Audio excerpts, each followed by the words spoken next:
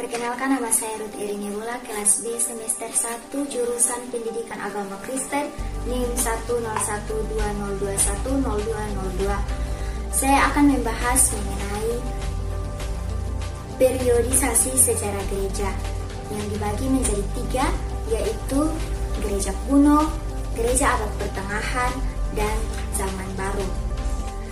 Gereja kuno dimulai pada tahun 30 hingga 590. Gereja muncul di tengah-tengah dunia Helenis. Gereja mulai memperkembangkan bentuk organisasi yang dibentuk menjadi 3 jabatan, yaitu jabatan uskup atau dalam bahasa Yunaninya disebut dengan episkopos. Kemudian ada presbiteros atau dalam bahasa Indonesianya adalah tua-tua atau penatua, dan diakonos yang artinya adalah diaken atau syamas. Ketiga jabatan ini merupakan suatu hierarki atau susunan tingkatan pangkat. Gereja diakui oleh pemerintah Kekaisaran Roma pada tahun 313 hingga tahun 590. Titik balik bagi gereja terjadi waktu Kekaisaran Konstantinus Agung yang merebut kuasa di Kekaisaran Romawi.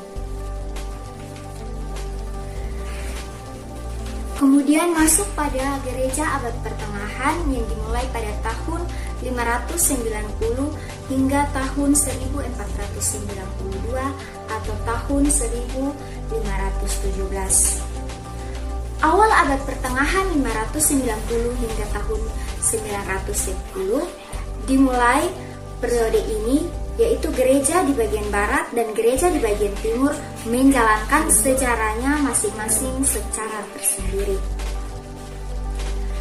Kemudian gereja abad pertengahan yang jaya dimulai pada tahun 910 hingga kurang lebih tahun 1300. Periode ini banyak perkembangan gereja selama abad pertengahan yang mencapai puncaknya pada zaman abad pertengahan jaya ini. Kebiaraan memperkuat posisinya sebagai salah satu struktur pendukung kehidupan gerejani.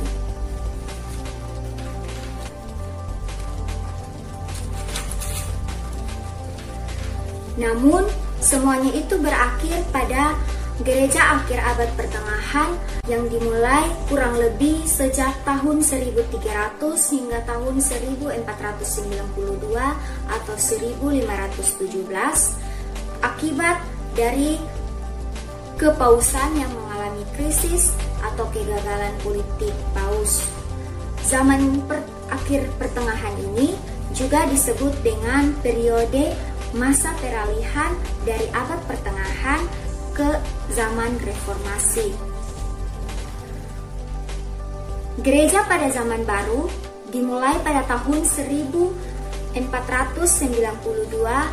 atau 1517 hingga saat ini, yang ditandai dengan adanya reformasi dan kontra-reformasi pada tahun 1492 atau 1517 hingga kurang lebih tahun 1650.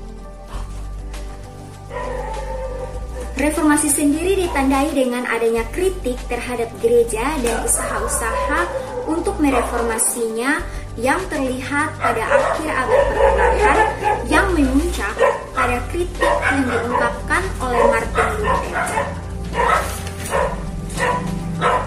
di Jerman pada tahun 1483 hingga 1546.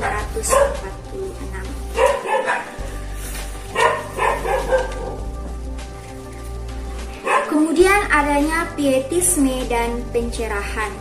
Pietisme sendiri dimulai pada kurang lebih tahun 1650 hingga kurang lebih 1750. Ialah aliran yang menekankan kesalehan. Dalam bahasa Latinnya adalah pietas dan penghayatan iman.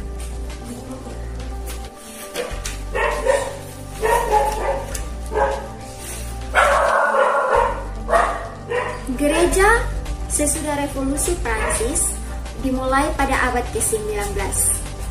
Revolusi Prancis dimulai tahun 1789 hingga 1815. Oleh karena revolusi ini, khususnya Prancis, diiringi dengan banyak kekerasan, maka timbullah reaksi terhadap revolusi Prancis dan cita-citanya.